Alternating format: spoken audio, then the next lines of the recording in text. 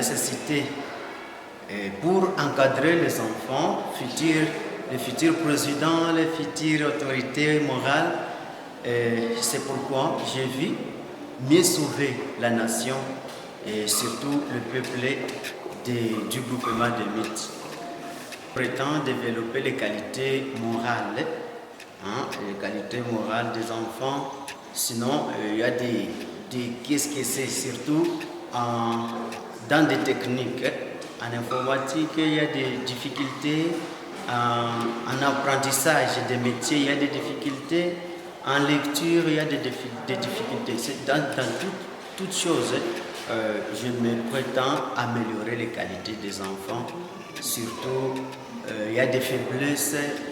Vous voyez, les enfants arrivent dans le degré terminal, mais il y aura des difficultés de dire, des difficultés de s'exprimer en français. Et de ma part, je vois, avec le système de Jenga Tumaini, nous allons améliorer.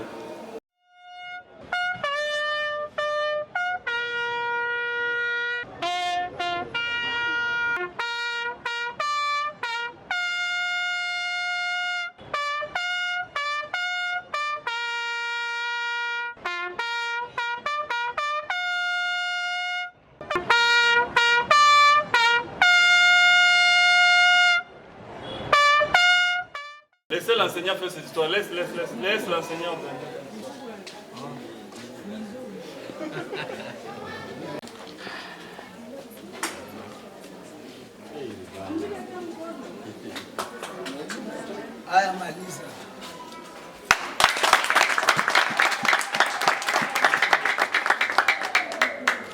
Bon, Jenga Tumaini, c'est une association sans but lucratif créée depuis 2018 et officiellement reconnue et enregistrée au Congo en 2020.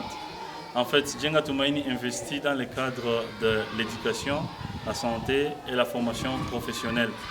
Nous avons commencé en 2018. Auparavant, le nom c'était Jérémy Projet. Et pourquoi? C'est venu après opération d'un jeune garçon qu'on appelle Jérémy. Et malheureusement, cet enfant ne pouvait pas quitter l'hôpital parce que les parents ne pouvaient pas payer les frais scolaires. Et c'est de là est venu, nous avions aidé à quitter l'hôpital et à aller directement à l'école. Et c'est là où commence l'un de nos projets. Nous facilitons l'éducation des enfants qui répondent à nos critères. Nous avons plusieurs critères. Nous avons des enfants à Bukavu et des enfants ici à Kashusha qui soit étaient hospitalisés, abandonnés, orphelins ou ne peuvent pas payer. Nous les aidons à atteindre l'éducation. L'objectif est de rendre la personne le plus tôt possible indépendante pour sa vie. Donc c'est comme ça qu'on a commencé. Et après, nous nous sommes dit que nous aimerions bien former les gens qui puissent travailler et qui gagnent la vie et puissent payer pour leurs enfants eux-mêmes. C'est pour cela que nous avons commencé par un centre de formation. Nous faisons différentes formations ici. Et aujourd'hui, nous sommes là pour l'inauguration et l'ouverture officielle de cette école qu'on appelle École d'excellence Jenga Tumaini, qui aujourd'hui, c'est une fierté pour moi d'être là aujourd'hui. En fait, à Bukavu, nous sommes déjà et nous avons certains enfants que nous prenons en charge là-bas. Mais selon nos critères, on aimerait aller dans des milieux reculés, dans des milieux où les gens n'ont pas de chance, comme à Bukavu. À Bukavu, il y a déjà plusieurs opportunités, plusieurs belles écoles là-bas où les enfants peuvent étudier. Mais ici, à Kashusha, ce n'était pas encore suffisant. Il y en a quelques-unes.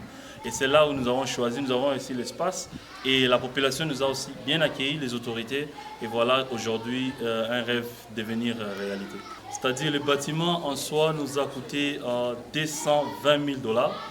Dans ces 220 000 $, il y a un financement de 168 000 $ d'une organisation allemande qu'on appelle Ein Herz für Kinder, le cœur pour les enfants. Et les restes, autour de 80 000 $, venus de contributions des gens ici au Congo et en Allemagne. Donc c'est la contribution locale de Jenga Tumaini. Nous avons aussi le meuble. Il y a 7 écoles en Allemagne qui nous ont donné ces meubles et d'autres matériels. Il y a aussi d'autres meubles qui sont déjà collectés, qui arrivent bientôt. Donc, en gros, si je calcule tous les meubles, tout ce que nous avons, nous sommes autour de 350 000 $. En termes de locaux, nous avons d'abord les 6 classes de l'école primaire, c'est une école primaire. Nous avons 2 classes de l'école maternelle, nous avons une classe, ça ce sont des choses additionnelles, c'est pour cela que nous prenons de l'excellence. Nous avons par exemple des salles pour musique, nous avons une salle récréative pour les enfants, nous avons aussi 3 bureaux officiels et une salle des enseignants, sans oublier la bibliothèque associée à la salle d'informatique. L'école est ouverte à tout le monde, il y a même des familles de Bukavu qui ont pris inscription, mais nous priorisons, priorité aux enfants qui répondent à nos critères. Par exemple, ici, nous avons commencé par 200. Au total, nous attendions 200 enfants parce qu'on commence qu'avec les 4 classes de primaire plus l'école maternelle. Et nous avons par exemple ici aujourd'hui 100 enfants qui sont sponsorisés par Djenga Tumaini. L'école n'est pas totalement gratuite. Il y a un petit frais à payer autour de 7200 francs congolais. Mais 100 de ces enfants seront pris en charge par Djenga Tumaini. Ils ont rempli les critères que nous avions dit au début. 7 000 par mois, il y a des parents qui veulent payer par trimestre aussi. Ça dépend de ça parce que l'école, il y a des coûts à engager. Et comme vous savez, une école privée non subventionnée, ça nous demande de couvrir certains coûts. Et qui sont ici à Kashusha, la population est la bienvenue. Nous avons par exemple des enseignants dont 85% des enseignants viennent soit de Kashusha ou de villages environnants Kashusha. Nous avons posé la première pierre l'année passée en août, donc nous sommes autour d'une année de travaux du début jusqu'à aujourd'hui. Nous disons grand merci à Dieu qui nous a donné l'opportunité de réaliser cette histoire. Grand merci aux autorités provinciales. Le gouverneur était ici, il était étonné et il a fait bonne publicité de ce que nous faisons. Les autorités de Kashusha qui ne cessent de nous appuyer avec nous.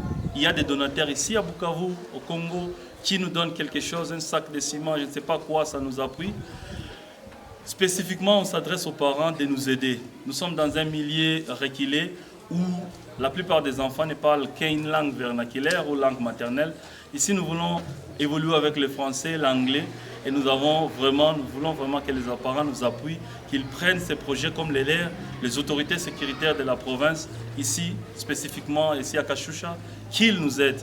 Parce que maintenir cette école avec ses standards, avec ses soins, ce n'est pas facile, ça demande pas seulement des coûts, mais aussi de l'engagement de tout un chacun. Et nous, à notre niveau, nous nous engageons à produire de bons enseignements. C'est pour cela que nous avons pris les enseignants de qualité et nous insistons vraiment que cette qualité soit démise comme une base pour contrat ou renouvellement de contrat pour tout celui qui va travailler ici. J'ai oublié par exemple de signaler aussi que nous avons préparé un bon jardin scolaire pour les enfants.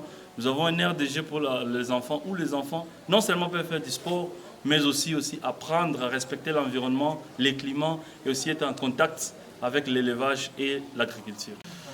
Nous sommes en pleine construction. Le projet est au début, la construction de notre projet associé qui est un atelier de couture professionnel plus une mini-usine d'impression où nous pouvons faire toutes les impressions de qualité haut de gamme. Nous voulons aussi associer cette école au volet médical. Je vous ai dit que nous investissons aussi dans la santé. C'est pour cela que la construction de notre centre médical est en cours. Et l'année prochaine, nous aimerions finir pour que les enfants qui vont étudier ici et leurs familles aient ce qu'on appelle l'assurance maladie.